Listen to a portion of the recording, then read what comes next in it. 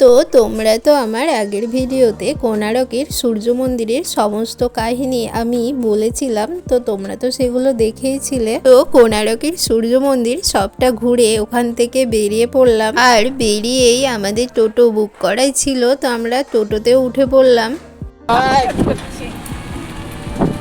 হাত যায় না, এই হাত দিলাম।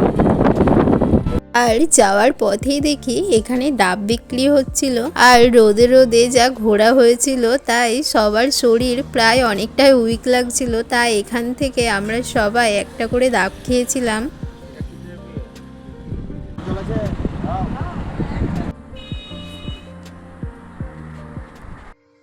আর এই যে আমরা প্রায় পৌঁছেও গেছি আমাদের হোটেলের কাছাকাছি, আর আমাদের পৌঁছাতেই বিকেল হয়ে গেছিল, আর আমাদের লাঞ্চও হয়নি। ভীষণ খিদে পেয়ে গেছিল সবার, তাই এখন যাচ্ছি আমরা লাঞ্চ করতে।